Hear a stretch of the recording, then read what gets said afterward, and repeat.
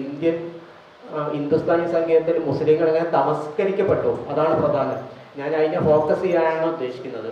കാരണം ഈ നമ്മുടെ മ്യൂസിക് ചരിത്രങ്ങളൊക്കെ തന്നെ നമ്മൾ നമ്മുടേതല്ലാതായി മാറുന്ന ഒരു സാംസ്കാരിക പരിസരത്തിലാണ് നമ്മൾ ജീവിക്കുന്നത്.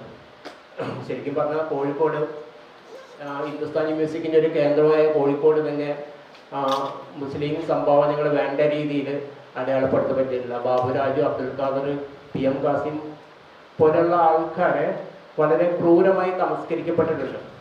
കാരണം ബാബുരാജു, അബ്ദുൽ ഖാദറും PM ഖാസിമും കോഴിക്കോട് ഈ മാർക്സിസ്റ്റ് പാർട്ടിക്ക് വേണ്ടി അഹോരാത്രം പാടിയ ആൾക്കാരാണ്. 40 വർഷമായിട്ട് കോർപ്പറേഷൻ ഭരണം ഉണ്ടായിട്ട് പോലും അവർക്കൊരു സ്മാരകം ഇല്ല എന്നത് വളരെ പ്രധാനപ്പെട്ട ഒരു കാര്യമാണ്. അതിനുവേണ്ടി ഞങ്ങളടക്കമുള്ള ആൾക്കാർ സംസാരിച്ചിട്ടും ഒരു ഫലവും കണ്ടില്ല. അവസാനം MT വാസുദേവൻ നായർ മുഖ്യമന്ത്രിയോട് സംസാരിച്ചിട്ടും ഏതാണ്ട് 2 വർഷം കഴിഞ്ഞ് ഇപ്പോഴും അതിൻ്റെ പണികളൊന്നും നീങ്ങിയില്ല. അപ്പം ഞാൻ വിഷയത്തിലേക്ക് വരാം. ഹിന്ദുസ്ഥാനി സംഗീതം അതിൻ്റെ തുടക്കകാലം മുതൽ ഈ രാജാക്കന്മാരായിരുന്നു അതിൻ്റെ പാട്രൺസ്. എന്ന് പറഞ്ഞാൽ ഏതാണ്ട് 13-ാം നൂറ്റാണ്ടിൽ ആണ്, വേണമെങ്കിൽ നമുക്കൊരു കാലഗണന വെച്ചിട്ട് 13-ാം നൂറ്റാണ്ട് പറയാം. 13-ാം നൂറ്റാണ്ടിൽ ശരിക്കും അലാവുദ്ദീൻ ഖിൽജിയുടെ കാലത്തായിരുന്നു ഹിന്ദുസ്ഥാനി മ്യൂസിക്കിൻ്റെ ഒരു തുടക്കമൊന്നും നമുക്ക് പറയാൻ പറ്റില്ല. കാരണം ആ തുടക്കം നമുക്കങ്ങനെ ട്രേസ് ചെയ്യാൻ ബുദ്ധിമുട്ടാണ്. അലാവുദ്ദീൻ ഖിൽജിയുടെ കാലത്ത് അമീർ ഖുസ്രു ആണ് ശരിക്കും പറഞ്ഞാൽ. അമീർ ഖുസ്രുവിനെ ഹിന്ദുസ്ഥാനി സംഗീതത്തിൻ്റെ പിതാവ് എന്നൊക്കെ വിശേഷിപ്പിക്കപ്പെടുന്നുണ്ട്. പക്ഷേ ആ വിശേഷണം എത്രത്തോളം ശരിയാണോന്ന് അറിയില്ല. നമുക്കിപ്പോൾ ഒരു ഇതുണ്ട്, പൊതുവെ ഒരാളെ നമ്മൾ അതിൻ്റെ ഒരു ഫാദറായിട്ട് പ്രഖ്യാപിക്കുക എന്നുള്ളത്. ആ പ്രഖ്യാപനം അത്രത്തോളം പൊളിറ്റിക്കലി കറക്റ്റ് ആണോന്ന് അറിയില്ല. പക്ഷെ അലാവുദ്ദീൻ ഖിൽജിയുടെ കാലത്താണ് ഹിന്ദുസ്ഥാനി മ്യൂസിക്കിൻ്റെ ഒരു റൈസ് ഉണ്ടായതെന്ന് പറയാം. അത് അമീർ ഖുസ്രു ഒരുപാട് നമുക്കറിയാം. ഈ ഖവാലി സംഗീതമൊക്കെ ശരിക്കും അമീർ ഖുസ്രു ആണ് തുടക്കം കുറിക്കുന്നത്. അതുപോലെ അമീർ ഖുസ്രു ഹിന്ദുസ്ഥാനി ഈ ഖയാലിൻ്റെ ഒക്കെ തുടക്കക്കാരൻ എന്ന രീതിയിൽ അമീർ ഖുസ്രു അടയാളപ്പെടുത്തപ്പെടുന്നുണ്ട്. പിന്നെ അദ്ദേഹം ഈ ഹിന്ദുസ്ഥാനി മ്യൂസിക്കിൽ ഒരു തരാന എന്ന് പറഞ്ഞൊരു ഫോം ഉണ്ട്. ആ തരാന ശരിക്കും അമീർ ഖുസ്രു ആണ്. അപ്പോൾ അമീർ ഖുസ്രു ആണ് നമുക്ക് വേണമെങ്കിൽ പറയാം ഹിന്ദുസ്ഥാനി മ്യൂസിക്കിൽ ഏറ്റവും സംഭാവന നൽകിയ ആദ്യകാലത്തെ ഒരാളെന്ന് നമുക്ക് അമീർ ഖുസ്രുവിനെ കുറിച്ച് പറയാം. പിന്നീട് വന്ന മുസ്ലിം രാജാക്കന്മാരൊക്കെ തന്നെ ഇബ്രാഹിം, ആദിൽ ഷാ എന്ന് പറഞ്ഞൊരു രാജാവ്, അദ്ദേഹം കവിയായിരുന്നു, മ്യൂസീഷ്യനായിരുന്നു. പിന്നീട് അതിന് ശേഷമുണ്ടായ മുഹമ്മദ് ഷാ രംഗീലെ എന്ന് പറഞ്ഞൊരു രാജാവാണ്. അക്ബറിൻ്റെ മുമ്പാണെന്ന് തോന്നുന്നു അദ്ദേഹം. മുഹമ്മദ് ഷാ രംഗീലെ എന്ന് പറഞ്ഞൊരു രാജാവ്, അദ്ദേഹം വലിയ കവിയായിരുന്നു. മിക്ക രാജാക്കന്മാരും കവികളും മ്യൂസീഷ്യന്മാരൊക്കെയാണ്. ഈ വാജിദ് അലി ഷായെ നിങ്ങൾ കേട്ടിട്ടുണ്ടാവും. വാജിദ് അലി ഷായെ ചിലപ്പം കേൾക്കാത്തവരും ബാബുൽ മൊര എന്ന് പറഞ്ഞൊരു പാട്ട് കേട്ടിട്ടുണ്ടാവും. KL സൈകൾ പാടി, ജഗ്ജീത് സിംഗ് പാടി, അവസാനം നമ്മുടെ നജ്മൽ ബാബു ഒക്കെ പാടിയ പാട്ട് ബാബുൽ മൊര. അപ്പോൾ പറഞ്ഞു വരുന്നത് മുഹമ്മദ് ഷാ രംഗീലെ എന്ന് പറഞ്ഞ രാജാവ്, അദ്ദേഹം himself was A composer, poet and singer അതായിരുന്നു. അപ്പോൾ അദ്ദേഹത്തിൻ്റെ കോർട്ടിലാണ് ഈ ഖയാൽ എന്ന് പറഞ്ഞ മ്യൂസിക് ഫോം ആദ്യമായിട്ട് ഉണ്ടാവുന്നത്. ശരിക്കും ഹിന്ദുസ്ഥാനി നമുക്കറിയാം, ധ്രുപദ് മ്യൂസിക് ആയിരുന്നു. അക്ബറിൻ്റെ കൊട്ടാരത്തിലെ ധ്രുപദ് മ്യൂസിക്കാണ് ശരിക്കും ഹിന്ദുസ്ഥാനി മ്യൂസിക്കിൻ്റെ തുടക്കം എന്ന് പറയാം. ഈ ധ്രുപദ് മ്യൂസിക്കിൻ്റെ ഒരു പ്രശ്നം എന്താണെന്ന് വെച്ചാൽ, ആ ധ്രുപദ് മ്യൂസിക് ഒരു ടെമ്പിൾ മ്യൂസിക്കിൽ നിന്നാണ് അത് എമേർജ് ചെയ്തത്. ശരിക്കും ഈ കർണാട്ടിക് മ്യൂസിക്കൊക്കെ നമുക്കറിയാം. കർണാട്ടിക് മ്യൂസിക്കൊക്കെ ഈ ക്ഷേത്ര കേന്ദ്രീകൃതമായ ഒരു സംഗീതമാണ് കർണാട്ടിക് മ്യൂസിക്. ക്ഷേത്രം വിട്ടിട്ട് ഒരു അസ്തിത്വമില്ല. അപ്പോൾ അതിന്ന് പറിച്ചു മാറ്റാനുള്ള ശ്രമങ്ങളാണ് TM കൃഷ്ണനെ പോലുള്ള ആൾക്കാർ നടത്തുന്നതും അതിനെ ഇവിടുത്തെ ഒരു ബ്രാഹ്മണധാര എതിർക്കുന്നതും. അതാണ് ഇപ്പോൾ കർണാട്ടിക് മ്യൂസിക്കിലുള്ള വലിയൊരു തർക്കം എന്ന് പറയുന്നത്. ക്ഷേത്രത്തിൽ നിന്നും ഭക്തിയിൽ നിന്നും കർണാട്ടിക് മ്യൂസിക്കിനെ വേർപ്പെടുത്താനുള്ള ശ്രമം ഉണ്ടാവുന്നുണ്ട്. അപ്പം അതേപോലെ ഈ ധ്രുപദ് മ്യൂസിക്കിൽ അധികം കീർത്തനങ്ങളും ഇതുമാണ്. ദൈവസ്തുതി, ഇപ്പോൾ വിഷ്ണു സ്തുതികൾ, അതേപോലെ ഹിന്ദു ദേവീ ദേവന്മാരുടെ ഒക്കെ സ്തുതികളായിരുന്നു ഈ ധ്രുപദ് മ്യൂസിക്കിൽ. അപ്പോൾ ധ്രുപദ് മ്യൂസിക് ശരിക്കും വേറൊരു രീതിയിലൊക്കെ മാറ്റിയെടുത്തത് മിയാൻ താൻസനാണ്. അക്ബറിൻ്റെ കൊട്ടാരത്തിലെ മിയാൻ താൻസാണ്. ഈ മിയാൻ താൻസൻ തന്നെ ശരിക്കും ഒരു ഹിന്ദു മുസ്ലിം ഒരു കോമൺ ആയിട്ടുള്ളൊരു പാരമ്പര്യമുണ്ട്. മിയാൻ താൻസൻ, അതുപോലെ കബീർ ദാസ്, ലലൻ ഫക്കീർ. ഈ 3 പേരെ നമുക്ക് എടുക്കാം. മിയാം താൻസൻ, കബീർദാസ്, ലലൻ ഫക്കീർ. ഈ 3 പേരും ഹിന്ദു മുസ്ലിം ഒരു രണ്ടിൻ്റെയും കോമൺ ആയിട്ടുള്ള ഒരു കൾച്ചർ റെപ്രസെൻ്റ് ചെയ്തതാണ് ഈ 3 പേരും. അപ്പം താൻസൻ അദ്ദേഹം ഈ ഇസ്ലാമിലേക്ക് കൺവേർട്ട് ചെയ്ത ഒരാളാണ് താൻസൻ. അപ്പോൾ താൻസനെ കുറിച്ച് പറയുകയാണെങ്കിൽ അദ്ദേഹം ഈ താൻസനെയും ഹിന്ദുസ്ഥാനി സംഗീതത്തിലെ പിതാവ് എന്നൊക്കെ ആൾക്കാർ വെറുതെ വിശേഷിപ്പിക്കാറുണ്ട്. അപ്പം ഈ താൻസൻ്റെ ഒരു കോൺട്രിബ്യൂഷൻ, അപ്പം നമ്മൾ ദർബാരി കന്നഡ രാഗം, ദർബാരി രാഗം എന്ന് വെച്ചാൽ താൻസൻ അക്ബറിൻ്റെ കൊട്ടാരത്തിൽ ഉണ്ടായതാണ്. ഓ ദുനിയാ കെ രഖ്വാലെ എന്നുള്ള പാട്ട് നമുക്ക് ഇഷ്ടമായിരിക്കും. ആ പാട്ട് ദർബാരി കന്നഡയിലാണ് കമ്പോസ് ചെയ്തിരിക്കുന്നത്. അപ്പോൾ അതുപോലെയുള്ള മിയാൻ കി മൽഹാർ രാഗം ട്രാൻസിൻ്റെ ക്രിയേഷനാണ്. അതുപോലെ ഈ ഒരുപാട് രാഗങ്ങൾ അദ്ദേഹം ക്രിയേറ്റ് ചെയ്തിട്ടുണ്ട്. പിന്നെ ഇദ്ദേഹത്തിൻ്റെ ലൈഫ് എന്ന് പറയുന്നത് നമ്മളൊരു മിത്തും റിയാലിറ്റിയും ആയിട്ട് ഒരു കൂടിക്കഴിഞ്ഞൊരു ലൈഫാണ്. ശരിക്കും പറഞ്ഞാൽ കഥകളും ചരിത്രമൊക്കെ ഇടകലർന്നുള്ളൊരു ലൈഫാണ് അദ്ദേഹത്തെക്കുറിച്ച് പറയുന്നത്. അദ്ദേഹം പാടിയിട്ട് വിളക്ക് കത്തിച്ചു എന്നൊക്കെയാണ്. ദീപക് രാഗം പാടി അദ്ദേഹം വിളക്ക് കത്തിച്ചു. പിന്നെ ആ വിളക്ക് കത്തിയിട്ട് അവിടെ ആകെ തീ ജാലകൾ പടർന്ന സമയത്ത് അത് കെടുത്താൻ വേണ്ടി മൽഹാർ രാഗം അദ്ദേഹം പഠിപ്പിച്ചു. മഴ പെയ്ച്ചു മൽഹാർ രാഗം കൊണ്ട്. അപ്പം ദീപക് രാഗം കൊണ്ട് വിളക്ക് കത്തിച്ച താൻസൻ അത് വലിയൊരു അഗ്നിയായിട്ട് വിഴുങ്ങുന്നത് മനസ്സിലാക്കിയപ്പോൾ മൽഹാർ രാഗം പാടി മഴ പെയ്ച്ചത് കെടുത്തി നോക്കുക. അതൊക്കെ കഥകളാണ്. പക്ഷേ ദീപക് രാഗവും മൽഹാർ രാഗവും ഒക്കെ ക്രിയേറ്റ് ചെയ്തത് മിയാൻ താൻസൻ തന്നെയാണ്. അപ്പം പിന്നെ തോടി വളരെ കോംപ്ലക്സ് ആയിട്ടുള്ളൊരു രാഗമാണ്. തോടി രാഗം വളരെ കർണാട്ടിക് മ്യൂസിക്കിലൊക്കെ ഈ ഇൻഫ്ലുവൻസ് ഉണ്ടാക്കിയ രാഗമാണ്. മിയാൻ കി തോടി രാഗം ശരിക്കും ടാൻസനാണ് അത് ക്രിയേറ്റ് ചെയ്തത്. ടാൻസൻ്റെ മകൻ ബിലാസ് ഖാൻ അദ്ദേഹം തോടി രാഗത്തെ പരിഷ്കരിച്ച് ബിലാസ് ഖാൻ കി തോടി എന്ന് പറഞ്ഞ ഒരു രാഗം ക്രിയേറ്റ് ചെയ്തത്. അങ്ങനെ പല ഇതും.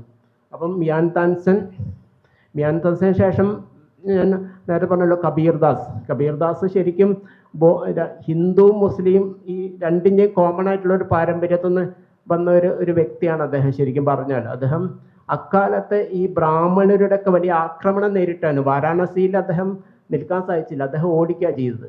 അപ്പോൾ ഞാൻ ആ ഒരു ചരിത്രം വായിച്ച സമയത്ത് എനിക്ക് മനസ്സിലായത് ഇന്നത്തെ പോലെ അതേപോലെയുള്ള വർഗീയതയും ഇതൊക്കെ തന്നെ അക്കാലത്തും ഉണ്ടായിരുന്നു. അതിനെതിരായിരുന്നു ഈ കബീർ പോരാടിയിരുന്നത്. അപ്പോൾ കബീർദാസിൻ്റെ ദോഹകൾ, അദ്ദേഹത്തിൻ്റെ ഭജൻസ് അതൊക്കെ തന്നെ ഈ സൂഫി സംഗീതജ്ഞർ ഉപയോഗിച്ചിട്ടുണ്ടായിരുന്നു. ഈ ആബിദ പർവീനൊക്കെ പാടിയിട്ടുണ്ട്, കബീർദാസിൻ്റെ ഭജൻസ് പാടിയിട്ടുണ്ട്. അപ്പോൾ കബീർദാസ് അതേപോലെ ഫോക്ക് സോങ്ങുമായിട്ട് ബന്ധപ്പെട്ടിട്ടുണ്ട്. ഫോക്ക് പാരമ്പര്യത്തിലും ഇദ്ദേഹത്തിൻ്റെ ഭജനുകളുണ്ട്, ഇദ്ദേഹത്തിൻ്റെ ദോഹകളൊക്കെ പാടുന്നുണ്ടായിരുന്നു. പിന്നെ ലലൻ ഫക്കീർ നമുക്കറിയാം, അദ്ദേഹം ബാവുൾ സംഗീതത്തിൻ്റെ തുടക്കക്കാരനാണ് ലലൻ ഫക്കീർ എന്ന് പറയുന്നത്. അദ്ദേഹം ഫേസ് ചെയ്തത് എന്താണെന്ന് വെച്ചാൽ അദ്ദേഹം ഹിന്ദു ആയിരുന്നു. അപ്പോൾ അദ്ദേഹം ഒരു തീർത്ഥാടന യാത്ര നടത്തി. അദ്ദേഹത്തിന് വസൂരി വന്ന സമയത്ത് അദ്ദേഹത്തെ ബന്ധുക്കളൊക്കെ ഉപേക്ഷിച്ച സമയത്ത് അദ്ദേഹത്തെ എടുത്തു വളർത്തിയ ഒരു മുസ്ലിം നെയ്ത്തു തൊഴിലാളികളാണ്. അപ്പോൾ അദ്ദേഹം അവരുടെ കൂടെ ജീവിച്ചു. വസൂരി മാറി തിരികെ വീട്ടിലെത്തിയ സമയത്ത് അദ്ദേഹത്തെ സ്വീകരിച്ചില്ല, അദ്ദേഹത്തിൻ്റെ ഭാര്യയും മക്കളും. കാരണം മുസ്ലിം ഫാമിലിയിൽ കഴിഞ്ഞതുകൊണ്ട്. അങ്ങനെ അദ്ദേഹം അലഞ്ഞു തിരിഞ്ഞ് ഒരു സൂഫി ജീവിതം നയിക്കുകയും അങ്ങനെയാണ് അദ്ദേഹത്തിൻ്റെ ദർശനങ്ങൾ രൂപപ്പെടുത്തിയത്. അപ്പം ഈ കോമൺ ആയിട്ടുള്ള ഒരു ഇതെന്താന്ന് വെച്ചാൽ കബീർദാസിനെ എടുത്തു വളർത്തിയത് പിന്നെ ഈ മുസ്ലിം നെയ്ത്തു ദമ്പതികളാണ്. അതേപോലെ ലലൻ ഫക്കീർ ശരിക്കും പറഞ്ഞാൽ ഇപ്പം ബംഗ്ലാദേശിലൊക്കെ തന്നെ വർഗീയതക്കെതിരെയുള്ള ഒരു സംഗീതമായിട്ടൊക്കെ ഈ ലലൻ ഫക്കീറിൻ്റെ ഗാനങ്ങൾ ഉപയോഗിക്കുന്നുണ്ട്. ഇപ്പം ഫരീദ പർവീൻ എന്ന് പറഞ്ഞൊരു ഗായികയുണ്ട് ബംഗ്ലാദേശിൻ്റെ, ഫരീദ പർവീൻ. അപ്പോൾ അവർ ഈ പാട്ട് അവിടെയുള്ള മുസ്ലിം വർഗീയവാദത്തെയൊക്കെ പ്രതിരോധിക്കാൻ വേണ്ടിയിട്ട് ഉപയോഗിക്കുന്നുണ്ട്. ഇപ്പോൾ ബംഗാളിൽ നമുക്കറിയാം, ഇപ്പോൾ ഹിന്ദു വർഗീയവാദം ഭയങ്കരധികം വളർന്നുകൊണ്ടിരിക്കുന്ന ഒരു സമയമാണ് ബംഗാൾ. അപ്പോൾ ബംഗാളിൽ ശരിക്കും ഈ ബാവുൾ മ്യൂസീഷ്യൻ്റെ പാട്ടുകളാണ് ശരിക്കും വർഗീയതക്കെതിരെ ഉപയോഗിക്കുന്നത്. അപ്പം ഈ ലലൻ ഫക്കീർ പറഞ്ഞൊരു കാര്യമുണ്ട്, സാധാരണയായിട്ട് ആൾക്കാർ പറയുന്നത് ദേവീദേവന്മാരെ കുറിച്ചുള്ള പ്രകീർത്തനങ്ങളാണ് സംഗീതത്തിൻ്റെ ഒരു ഹിസ്റ്ററിനെ നോക്കിയാൽ നമുക്ക് അങ്ങനെ അറിയാം. അദ്ദേഹം പറയുന്നുണ്ട്, എന്നെ സംബന്ധിച്ച് മനുഷ്യനാണ് എൻ്റെ കേന്ദ്രബിന്ദു എന്ന് പറയുന്നത് ലലൻ ഫക്കീർ. ലലൻ ഫക്കീറിൻ്റെ ശരിക്കും അദ്ദേഹത്തെക്കുറിച്ച് എഴുതപ്പെട്ട ചരിത്രങ്ങളൊന്നുമില്ല. ഇതേപോലെ കബീർദാസിനെ കുറിച്ച് പറഞ്ഞ പോലെ എഴുതപ്പെട്ടതൊന്നുമില്ല. അദ്ദേഹം ആകെയുള്ളത് ഒരു ഒരു ഒരു പിക്ചറാണ്, ഒരു ഫോട്ടോ. അത് രവീന്ദ്രനാഥ് ടാഗോറിൻ്റെ സഹോദരൻ ജ്യോതീന്ദ്രനാഥ് ടാഗോർ പത്മാനദിയിൽ ഒരു ഹൗസ് ബോട്ടിൽ ഇദ്ദേഹം ഇരിക്കുന്ന സമയത്ത് വരച്ച ഒരു ചിത്രം മാത്രമേ ലലൻ ഫക്കീറിൻ്റെതുള്ളൂ ശരിക്കും പറഞ്ഞാൽ. ശരിക്കും അദ്ദേഹത്തിൻ്റെ കാലഘട്ടത്തിൽ നിന്ന് ഏതാണ്ട് വിസ്മരിക്കപ്പെട്ടതിന് ശേഷം രവീന്ദ്രനാഥ് ടാഗോറാണ് ഇദ്ദേഹത്തെ പോപ്പുലറൈസ് ചെയ്യുന്നത്. ഇദ്ദേഹത്തിൻ്റെ ബാവുൾ പാട്ടുകൾ ഒരു മാസികയിൽ പബ്ലിഷ് ചെയ്യുന്നുണ്ട് രവീന്ദ്രനാഥ് ടാഗോർ.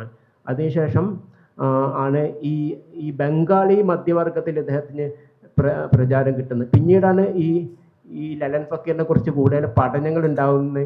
ഇദ്ദേഹത്തിൻ്റെ പാട്ടുകൾ ഇതൊക്കെ ഓറൽ സിസ്റ്റമാണ്. പിന്നീട് അദ്ദേഹം രേഖപ്പെടുത്തി വെച്ച് ടാഗോറിൻ്റെ കൂടെയുള്ള ആൾക്കാരൊക്കെ തന്നെ.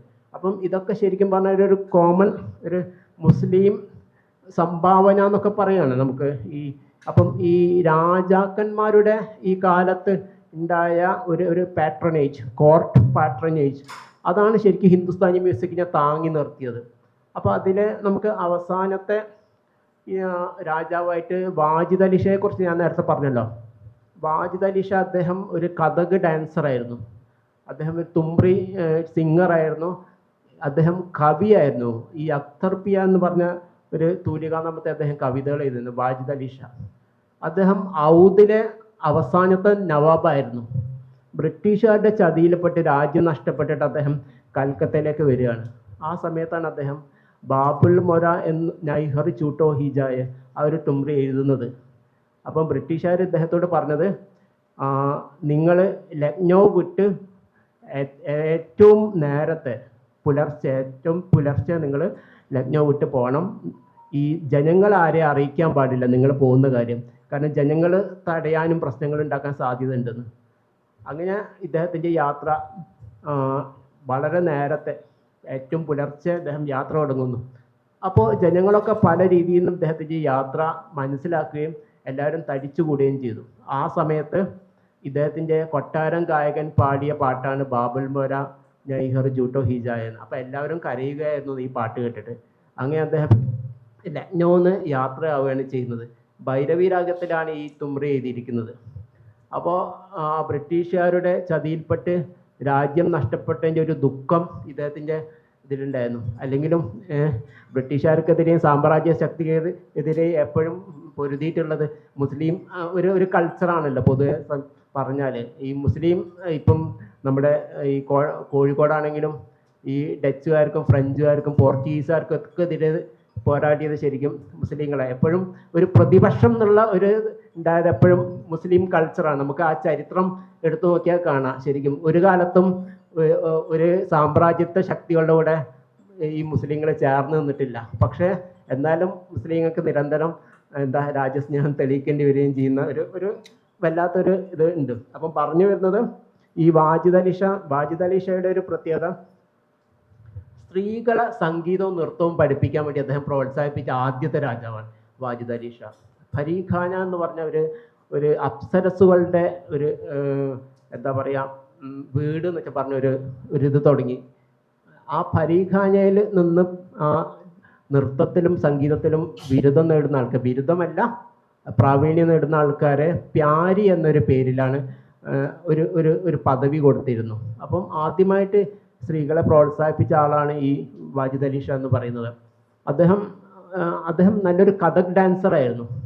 അദ്ദേഹം ലക്നൗവിൽ നിന്ന് അദ്ദേഹത്തെ രാജ്യം നഷ്ടപ്പെട്ടിട്ട് പോകുന്നത് കൽക്കത്തയിലേക്കാണ് പോകുന്നത്. കൽക്കത്തയിലെ മദിയാബുർജ് എന്ന് പറഞ്ഞ സ്ഥലത്താണ്.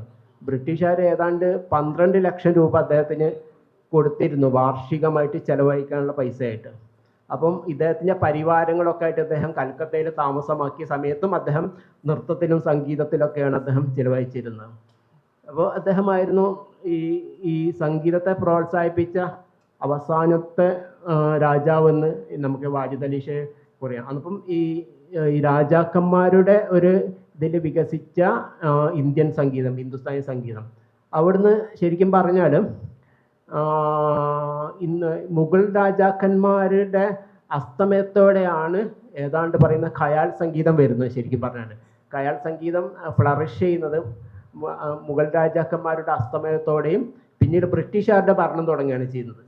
അപ്പോൾ ശരിക്കും പറഞ്ഞാൽ വളരെ എന്താണ് സങ്കടകരം, അതേസമയം നമുക്ക് പഠിക്കുന്ന സമയത്ത് വളരെ ഇൻട്രസ്റ്റിംഗ് ആയി തോന്നിയൊരു കാര്യം എന്താണെന്ന് വെച്ചാൽ ഈ ബ്രിട്ടീഷുകാരുടെ വരവോട് കൂടിയിട്ട് മുസ്ലിം സംഭാവനകൾ തമസ്കരിക്കാനുള്ളൊരു ശ്രമം തുടങ്ങിക്കഴിഞ്ഞു. അതിന് ഹിന്ദുസ്ഥാനി സംഗീതത്തിൽ 2 പ്രധാനപ്പെട്ട ആൾക്കാരായിരുന്നു അതിന് നിയോഗിക്കപ്പെട്ട്, 2 ബ്രാഹ്മണരായിരുന്നു. ഒന്ന് വിഷ്ണു ദിഗംബർ പലൂസ്കർ, പിന്നെ വിഷ്ണു നാരായൺ ഭാട്ഖാണ്ഡെ. നിങ്ങൾ ഹിസ്റ്ററി നോക്കിയാൽ കാണാം വിഷ്ണു ദിഗംബർ പലൂസ്കറും വിഷ്ണു നാരായൺ ഭാട്ഖാണ്ഡെയും. വിഷ്ണു ദിഗംബർ പലൂസ്കർ എന്ന് പറഞ്ഞാൽ അദ്ദേഹം ഹിന്ദുസ്ഥാനി മ്യൂസീഷ്യനായിരുന്നു.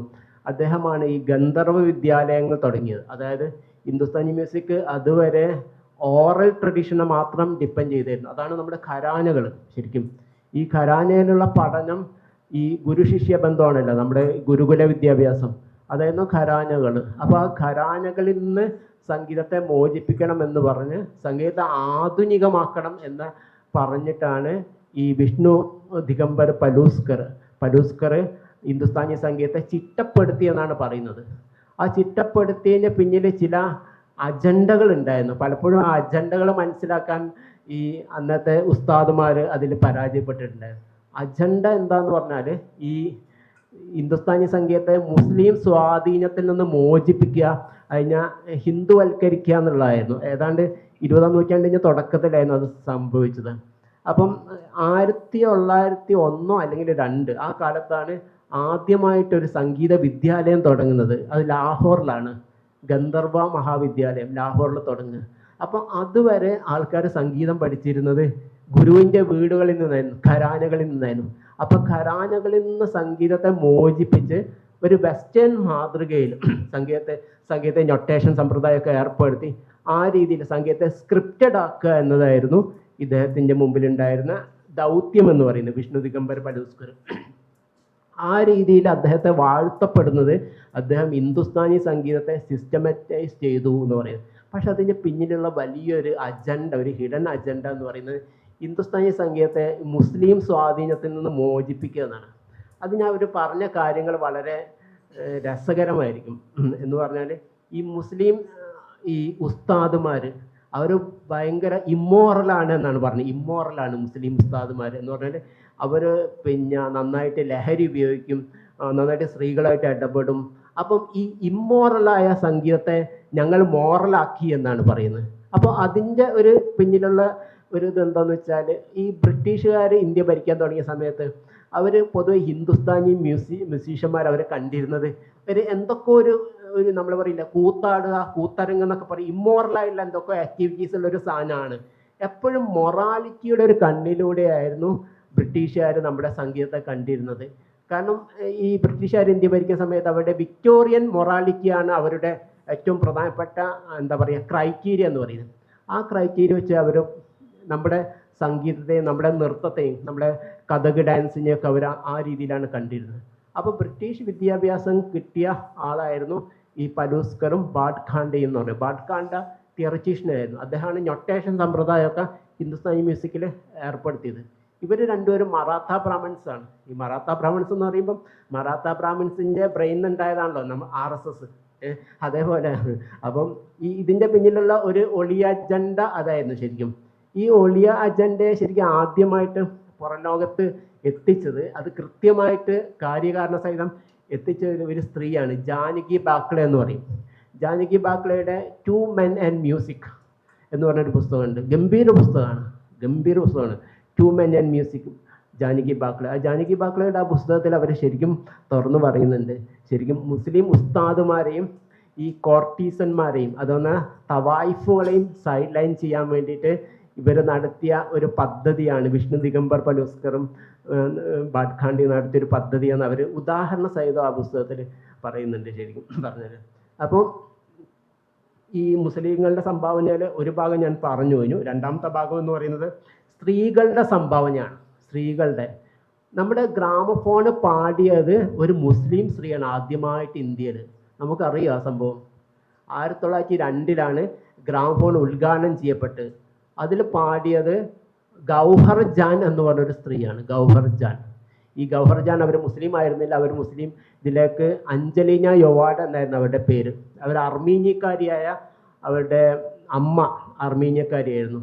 അപ്പം അർമീനിയക്കാരിയായ വിക്ടോറിയ യൊവാഡിൻ്റെ മകളാണ് അഞ്ജലീന യൊവാഡ്. അവരാണ് ഗൗഹർ ജാൻ എന്ന പേരിൽ ആദ്യമായിട്ട്, നമുക്ക് അത്ഭുതം ഉണ്ടാവും, ഗ്രാമഫോൺ ഇന്ത്യയിൽ ഉദ്ഘാടനം ചെയ്ത് ഒരു പുരുഷനല്ല, ഒരു സ്ത്രീയാണ്, അതും ഒരു മുസ്ലിം സ്ത്രീയാണ്. അതാണ് ഏറ്റവും കൗതുകകരമായൊരു കാര്യം. തുടർന്ന് വന്ന ഗ്രാമഫോൺ റെക്കോർഡുകളൊക്കെ തന്നെ മുസ്ലിം സ്ത്രീകളാണ് പാടിയിരുന്നത് എന്ന് പറഞ്ഞാൽ മലിക ജാൻ, അതുപോലെ മെഹബൂബ് ജാൻ, അങ്ങനെയുള്ള ഒരുപാട് ഗായികമാർ. ഈ ഗായികമാരൊക്കെ തന്നെ ശരിക്കും ബേസിക്കലി ഇവരൊക്കെ തവായിഫുകളായിരുന്നു. തവായിഫുകൾ നമുക്കറിയാം, ഈ പാട്ട് പാടുകയും നൃത്തം ചെയ്യുകയും ചെയ്യുന്ന സ്വതന്ത്ര ജീവിതം നയിച്ചിരുന്ന സ്ത്രീകളാണ് തവായിഫുകൾ. മുഗൾ സാമ്രാജ്യത്തിൻ്റെ തണലിലാണ് ഇവർ കഴിഞ്ഞിരുന്നത്. കാരണം ഈ രാജാക്കന്മാർ ആണ് ഇവരെ പാട്രൺസ് ആയി നിന്നത്, ഈ തവായിഫുകളുടെ. അപ്പോൾ ഈ തവായിഫ് പാരമ്പര്യത്തിൽ വന്നുള്ള സ്ത്രീകളാണ് ആദ്യകാല ഹിന്ദുസ്ഥാനി ഗായികമാരായിട്ട് വരുന്നത്. കാരണം എന്താണെന്ന് വെച്ചാൽ ഈ ഈ ഹിന്ദു സമൂഹത്തിലുള്ള സ്ത്രീകൾ സംഗീതം പഠിക്കാൻ തയ്യാറായിരുന്നില്ല. പൊതുവെ സംഗീതം വളരെ മോശമാണ്, സംഗീതം വളരെ ഇമ്മോറലാണ്, ഞാൻ നേരത്തെ പറഞ്ഞ ഇമ്മോറലാണ് എന്ന് വിശ്വസിക്കുന്ന ഒരു വിഭാഗമായിരുന്നു. അതുകൊണ്ട് റെസ്പെക്റ്റബിൾ പേഴ്സൺ ഫാമിലീസിലുള്ള സ്ത്രീകൾ സംഗീതം പഠിക്കാൻ തയ്യാറാവാത്തത് കൊണ്ട് ഈ തവായിഫുകളായിരുന്നു ഈ രംഗത്ത് നിറഞ്ഞു നിന്നിരുന്നത്. ഈ സ്ത്രീകൾ സംഗീതം പഠിക്കാൻ തയ്യാറായത് ഞാൻ നേരത്തെ പറഞ്ഞ ഗന്ധർവ മഹാവിദ്യാലയങ്ങൾ ഇന്ത്യയിൽ വന്നതോട് കൂടിയിട്ടാണ്. ഈ 1902 സ്ഥാപിച്ച. അതിന് മുമ്പ് സ്ത്രീകൾ സംഗീതം പഠിക്കുന്നില്ല, പ്രത്യേകിച്ച് മധ്യവർഗ സ്ത്രീകൾ എന്ന് പറയുന്നത്. അപ്പോൾ സംഗീതം പഠിക്കുന്ന വളരെ മോശമായിട്ടുള്ളൊരു കാര്യമാണെന്ന്. അപ്പം ഈ തവായിഫ് സ്ത്രീകളാണ് ഇന്ത്യയിൽ സംഗീതത്തെ, ഹിന്ദുസ്ഥാനി സംഗീതത്തെ ശരിക്കും താങ്ങി നിർത്തിയെന്നോ, അതിൻ്റെ തുടക്കക്കാർ അതിനെ ഈ രീതിയിലേക്ക് മാറ്റിയെടുത്തത് ഉത്തരേന്ത്യയിലെ തവായിഫുകളും ദക്ഷിണേന്ത്യയിൽ ദേവദാസികളുമായിരുന്നു. ഇപ്പോൾ കർണാടക സംഗീതത്തിൻ്റെ വലിയ ഈ ബ്രാഹ്മണധാരയെക്കുറിച്ചൊക്കെ ഡിസ്കഷൻ നടക്കുന്നുണ്ടല്ലോ. ഈ ബ്രാഹ്മണധാരക്ക് ഒരു സംഭാവനയും ചെയ്തിട്ടില്ല തുടക്കത്തിൽ. എന്ന് പറഞ്ഞാൽ MS സുബ്ബലക്ഷ്മി, ML വസന്തകുമാരി, ഇതേപോലെയുള്ള ആൾക്കാരായിരുന്നു. DK പട്ടമ്മാൾ. DK പട്ടമ്മാളാണ് ആദ്യത്തെ ബ്രാഹ്മണ സ്ത്രീ. വീണാധനമ്മാൾ എന്ന് പറഞ്ഞൊരു സ്ത്രീ ഉണ്ട്, നിങ്ങൾക്കറിയാൻ മതി. വീണാധനമ്മാളുടെ 5 തലമുറ നർത്തകികളും മ്യൂസീഷ്യന്മാരുമാണ്. അവർ ഈ ദേവദാസി പാരമ്പര്യത്തിൽ നിന്ന് വന്ന സ്ത്രീകളാണ്. അപ്പോൾ ആദ്യകാലത്തെ കർണാട്ടിക് ഗായികമാരൊക്കെ ദേവദാസി പാരമ്പര്യത്തിൽ നിന്ന് വന്ന ആൾക്കാരാണ്. കാരണം ഗ്രാമഫോണിൽ പാടാൻ തയ്യാറായിരുന്നില്ല മറ്റ് സ്ത്രീകൾ, പ്രത്യേകിച്ച് സോ കോൾഡ് റെസ്പെക്റ്റബിൾ ഫാമിലിയിലുള്ള ആൾക്കാർ തയ്യാറായിരുന്നില്ല. ഈ കർണാടക സംഗീതത്തിൽ ആദ്യമായിട്ട് ഗ്രാമഫോണിൽ പാടിയ ബ്രാഹ്മണ സ്ത്രീ DK പട്ടമ്മാളാണ്.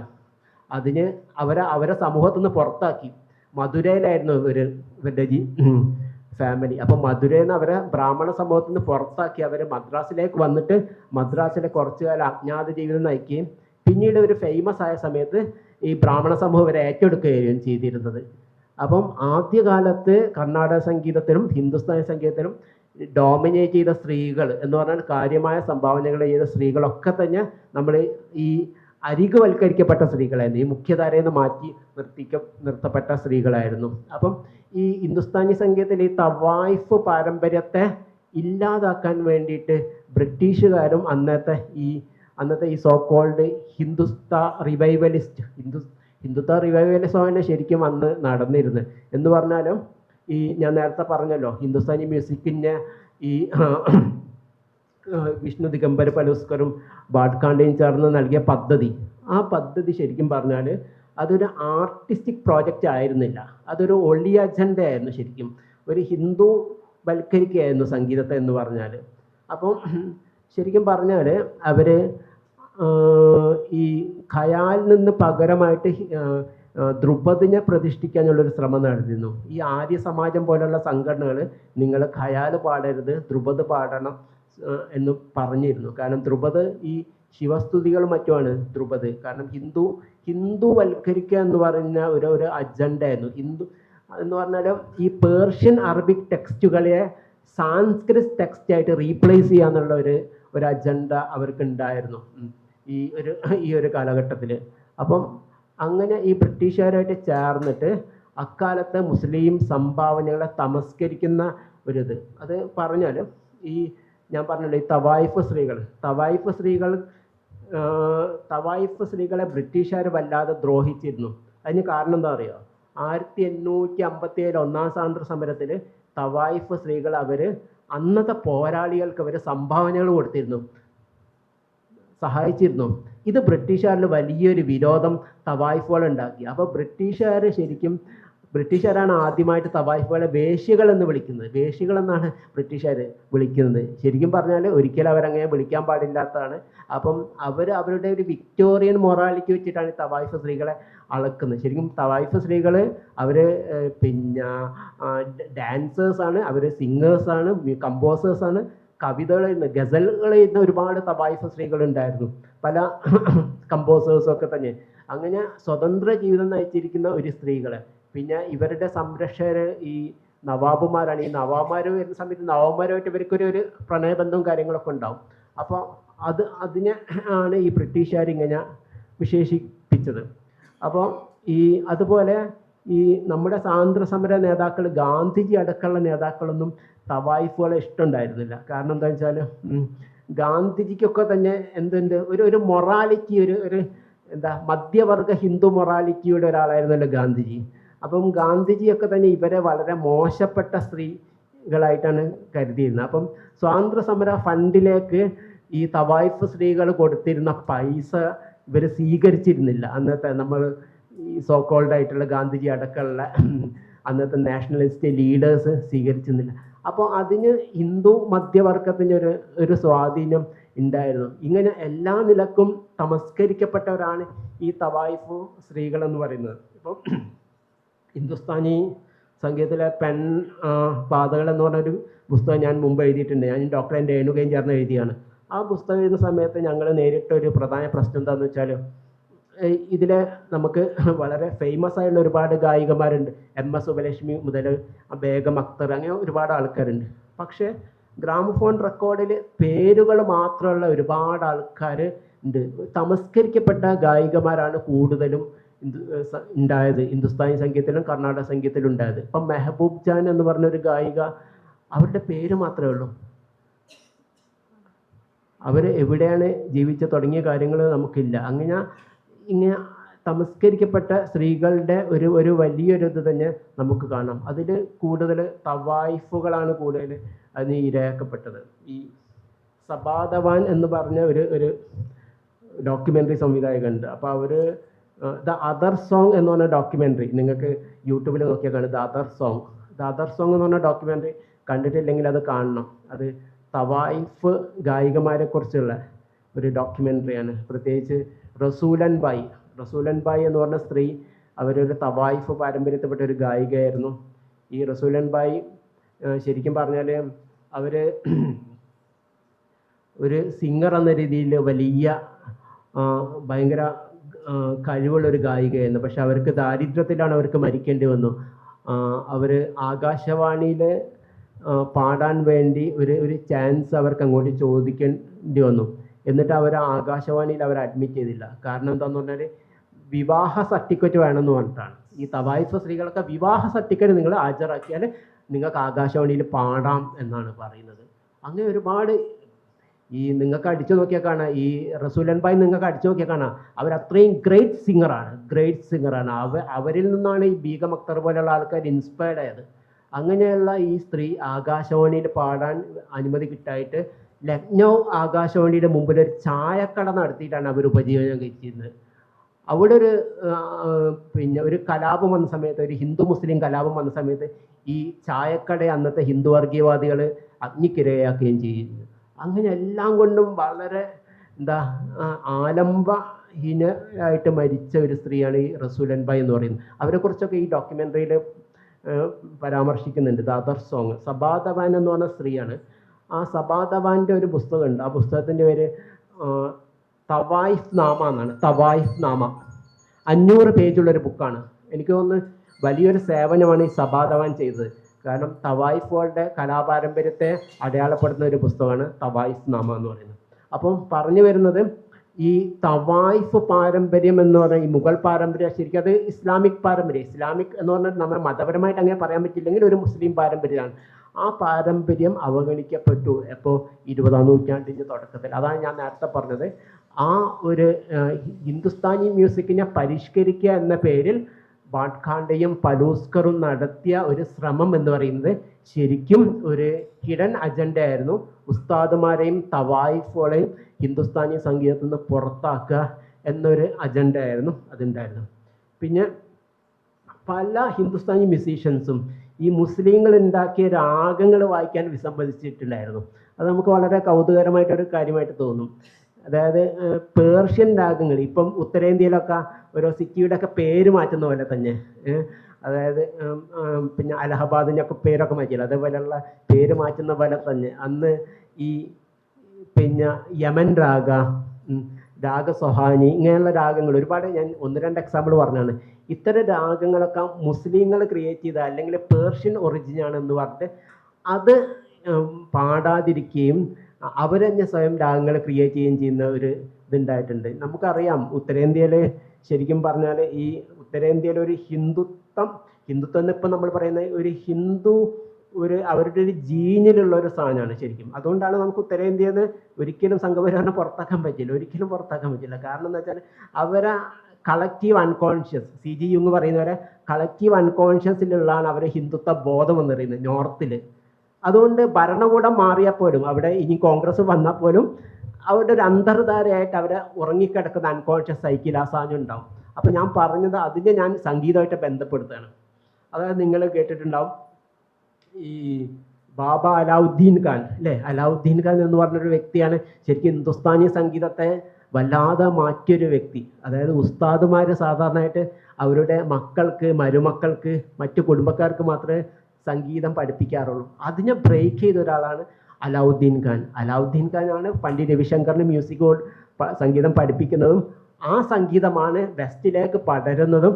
അങ്ങനെ ഹിന്ദുസ്ഥാനി മ്യൂസിക്കിന് വിദേശത്തേക്ക് പടരാനും ലോകത്തിന് മുമ്പിൽ ഹിന്ദുസ്ഥാനി മ്യൂസിക് അടയാളപ്പെടുത്തുകയും ചെയ്ത് ഈ ബാബ അലാവുദ്ദീൻ ഖാൻ പഠിപ്പിച്ച അദ്ദേഹത്തെ ശിഷ്യയായ രവിശങ്കറാണ്.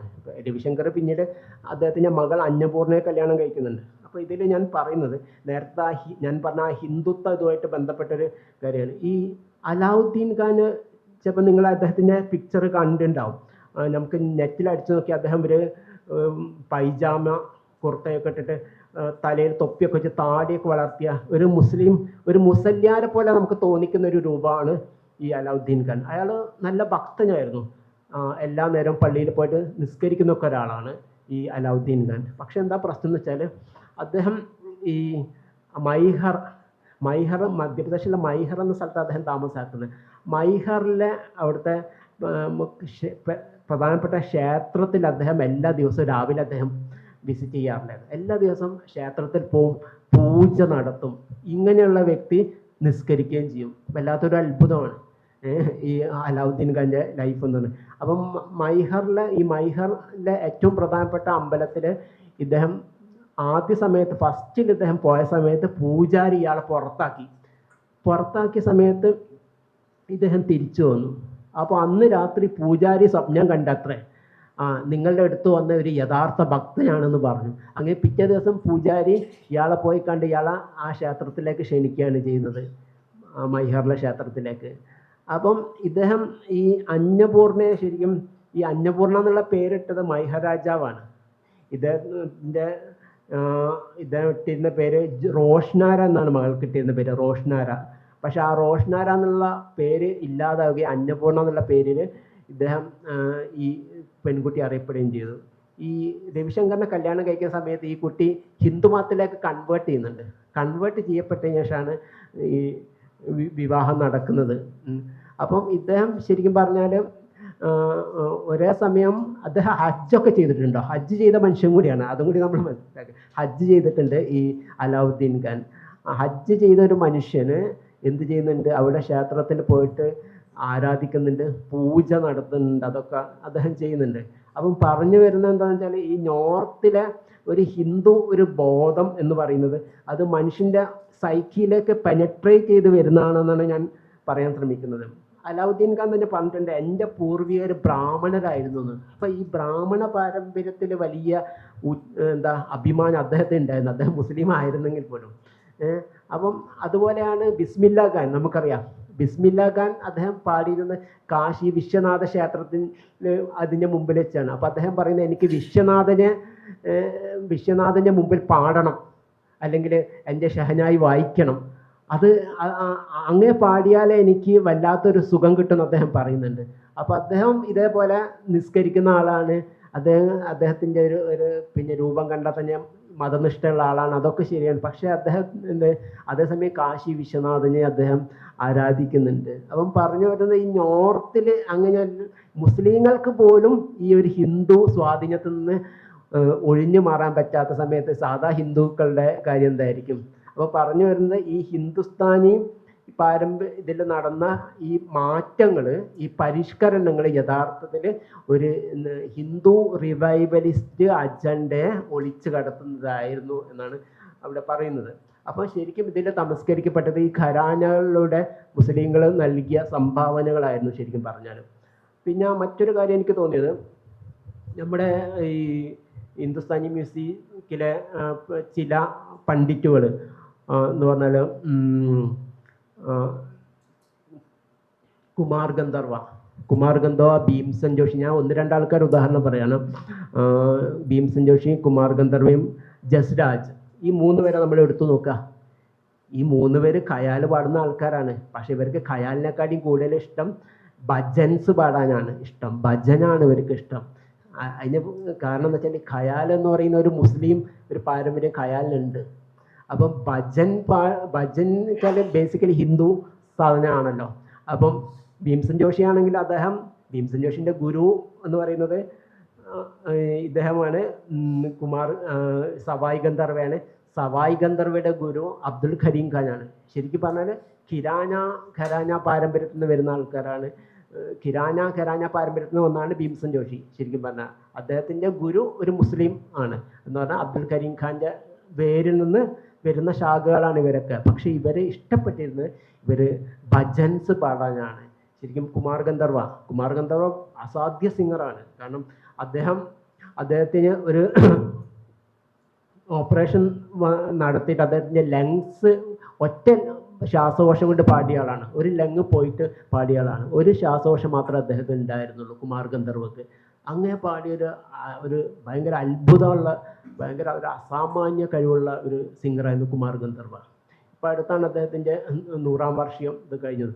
അപ്പോൾ അദ്ദേഹം ശരിക്കും ഭജൻസ് ആണ് അദ്ദേഹം പാടിയത്. കബീർദാസിൻ്റെ നിർഗുൺ ഭജൻ എന്ന് പറഞ്ഞാൽ ദൈവത്തിൻ്റെ ഫോംലെസ്നെസ്സിനെ കുറിച്ച് പറയുന്ന ഭജൻസ് ആയിരുന്നു അദ്ദേഹത്തിൻ്റെ പാട്ടുകളൊക്കെ തന്നെ. നമുക്ക് അതുപോലെ ഭീംസൻ ജോഷിയും ഈ 3 പേരും. അപ്പോൾ ഇതൊക്കെ വളരെ നമ്മുടെ ഹിന്ദുസ്ഥാനി മ്യൂസിക്കിനെ കുറിച്ച് പറയുമ്പോൾ നമുക്ക് വളരെ കൗതുകം ഉളവാക്കുന്ന ഒരു സംഗതിയായിട്ട് നമുക്ക് ഇതിനെ മനസ്സിലാക്കാവുന്നതാണ്. അപ്പോൾ ഞാൻ നേരത്തെ പറഞ്ഞു ബാബാ അലാവുദ്ദീൻ ഖാനിലേക്ക് ഞാൻ വരാം, കുറച്ച് സമയം കൂടിയേ ഉള്ളൂ, അതിനുള്ളിൽ നിർത്താം. അപ്പോൾ അലാവുദ്ദീൻ ഖാനാണ് ശരിക്കും പറഞ്ഞാൽ ഹിന്ദുസ്ഥാനി മ്യൂസിക്കിനെ എന്താ പറയുക, അതിൻ്റെ ഒരു നമ്മുടെ വടവൃക്ഷം എന്നൊക്കെ പറയില്ല, അദ്ദേഹം ക്രിയേറ്റ് ചെയ്ത ശിഷ്യന്മാരാണ് നിഖിൽ ബാനർജി, അദ്ദേഹത്തിൻ്റെ മകളുടെ ശിഷ്യയാണ് ഹരിപ്രസാദ് ചൗരസ്യ എന്ന് പറഞ്ഞ് ലോകത്തിൻ്റെ എല്ലാ ഭാഗത്തേക്കും. ബാബാ അലാവുദ്ദീൻ ഖാൻ്റെ പ്രത്യേകത എന്താണെന്ന് വെച്ചാൽ അദ്ദേഹം ഏതാണ്ട് ഒരു 10-50ഓളം ഉപകരണങ്ങൾ അദ്ദേഹം വായിക്കാൻ അറിയാം. എല്ലാ ഉപകരണവും അദ്ദേഹം വായിക്കും. അദ്ദേഹം വായിക്കാത്തൊരു ഉപകരണമില്ല. വയലിനും ഒക്കെ വായിക്കും അദ്ദേഹം. വയലിന്, മൃദംഗം, പിന്നെ ധോലക്ക്, തബല എന്ന് പറഞ്ഞ അദ്ദേഹം ബേസിക്കലി ഒരു സരോദ് പ്ലെയർ ആയിരുന്നു. അപ്പോൾ സരോദ്, സിത്താറ്, സാരംഗി, സന്തൂർ എല്ലാ ഉപകരണങ്ങളും അദ്ദേഹം വായിക്കും. അപ്പോൾ അദ്ദേഹം ഓരോ ശിഷ്യന്മാരെ ഒരേ രീതിയിലാണ് അദ്ദേഹം പഠിപ്പിക്കുന്നത്. അദ്ദേഹത്തിൻ്റെ മകൻ അലി അക്ബർ ഖാന് അദ്ദേഹം സരോദ് പഠിപ്പിക്കുന്നുണ്ട്. അപ്പം ആ രീതിയല്ല അദ്ദേഹം മറ്റൊരു ശിഷ്യനെ പഠിപ്പിക്കുന്ന സമയത്ത്. അദ്ദേഹം സിത്താറ് പഠിപ്പിക്കുന്നത് രവിശങ്കറിനെയാണ്. സൂർബഹാറാണ് മകളെ പഠിപ്പിക്കുന്നത്. നിങ്ങൾ നോക്കണം, സരോദ് പഠിക്കുന്നത് മകൻ അലി അക്ബർ ഖാന്, മറ്റൊരു മകളെ പഠിപ്പിക്കുന്നത് സുർബഹാറാണ്, രവിശങ്കറിനെ പഠിപ്പിക്കുന്ന സിത്താറാണ്, നിഖിൽ ബാനർജിയെ സിത്താറ് പഠിപ്പിക്കുന്നുണ്ട്. അങ്ങനെ എല്ലാ ഇൻസ്ട്രുമെൻറ്റിലും മാസ്റ്ററായിട്ടുള്ളൊരു വ്യക്തിയാണ് അദ്ദേഹം അലാവുദ്ദീൻ ഖാൻ. ആ അലാവുദ്ദീൻ ഖാനാണ് ശരിക്കും പറഞ്ഞാൽ ഹിന്ദുസ്ഥാനി മ്യൂസിക്കിൻ്റെ ഏറ്റവും കൂടുതൽ സംഭാവന നൽകിയ ഒരു വ്യക്തി. പിന്നെ ഒരുപാട് പറയേണ്ട ഒരു വിഷയമാണ്. ഇതിവിടെ സമയപരിധി കൊണ്ട് ഇതിപ്പം ഇങ്ങനെയുള്ള ചെറിയൊരു സെഷൻ നമുക്ക് പറയാൻ പറ്റുന്നില്ല, ഇവിടെ നിർത്തുന്നു. പിന്നെ ഞാൻ പറഞ്ഞത് ഒന്നാമത് ഞാനൊരു പ്രാസംഗികനല്ല, അതിൻ്റെ ചില പ്രശ്നങ്ങളുണ്ടാവും, പ്രസംഗിച്ച ശീലമല്ല. അപ്പം ഈ ഒരു പരിപാടിയിൽ പങ്കെടുക്കാനും സംസാരിക്കാനും പറ്റിയതിൽ ഇതിൻ്റെ സംഘാടകരോട് നന്ദി പറയുന്നു. Okay, thank you.